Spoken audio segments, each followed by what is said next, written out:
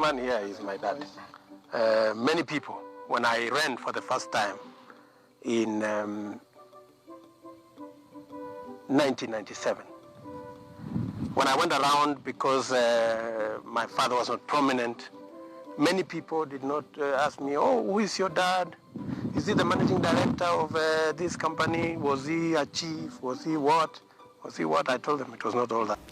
We must remember to inspire the hawker to own a kiosk, and the gentleman who owns a kiosk to own a shop, and the one who owns a shop to own a mini market, and the one who owns a mini market to own a supermarket and a wholesale.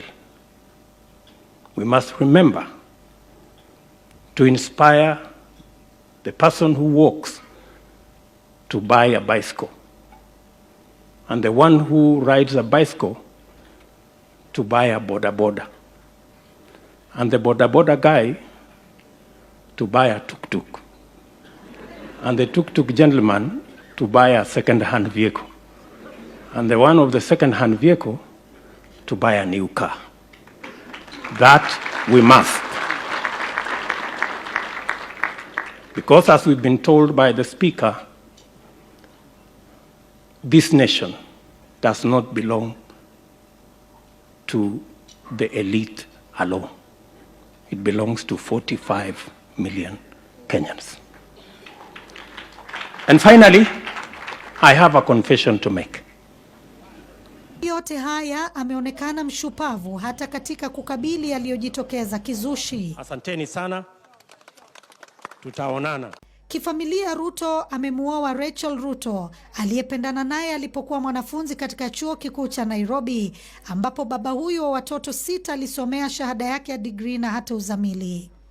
Mwana huyu wa mzee Daniel Cheruyot na mama Sara Cheruyot ameonekana kuweka wazi azma yake ya kutaka kutoa uongozi kutoka kwa Rais Uhuru Kenyatta atakapokamilisha muhula wake mwaka 2022. Japo azma yake tayari imeonekana kupatwa na vizingiti kutokana na ubabe unaojitokeza. Ruto ametajwa kuwa maarufu sana katika jamii ya Wakalenjin kwenye kiwango kinachokaribiana na rais mstaafu Daniel Moi. Uwezo wake wa kuongea, akija huko Rift Valley, haswa kwa jamii la Wakalenjin, aongee kwa lugha ya Kikalenjin, anasikika sana. Ana uwezo wa kuongea vizuri sana na kwa njia ambayo inaweza kumleta chini sana na wale watu wa chini. So umaarufu wake wa kisiasa ni kwa sababu ya uwezo wake wa kuongea. Iwe ni Kiswahili, iwe ni lugha ya nyumbani, iwe ni Kiingereza, ana uwezo wa kuongea. Na hiyo ndio inamsaidia kuingiana sana na wananchi. Sidhani kwa hivi sasa unaweza kumpata mwanasiasa kwa hiyo kategoria ambao wao wako. Sidhani utapata anayemshinda katika kuwa na hiyo uwezo ya kuweza kuongelesha watu na wamsikize. Huu ni mwanasiasa ambaye hata kama atakuwa amefanya makosa kuongelesha baada ya muda mchache utasema ndio kweli. So naona hiyo ni jambo kubwa sana linamsaidia. Ana uwezo wa kuongea, ana uwezo wa kuingiana haswa, na hilo katika ulingo wa kisiasa ni muhimu zaidi. Yeah. Hata hivyo ana kibarua cha mwaka wa 2022 kwani wandani wa seneta wa Baringo Gideon Moi wanamtaka wanie urais na anatarajiwa kumega ufuasi wa Ruto, hususan katika uliokuwa mkoa wa Rift Valley.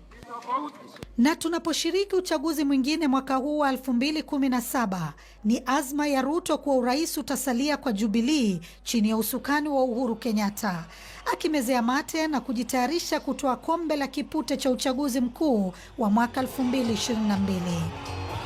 Kwa sasa hiyo inaonekana safari ya mbali kwa wengi, lakini kisiasa Waswahili wanasema mkoko umeshaanza kualika maua katika maisha ya kisiasa ya mtu aliyekuwa mwanafunzi wa siasa chini ya rais mstaafu Moi, na pia kuwa naibu kamanda chini ya mwandani wake Uhuru Kenyatta kwenye uongozi walioutaja kuwa wa mabarobaro. Miswale zingizi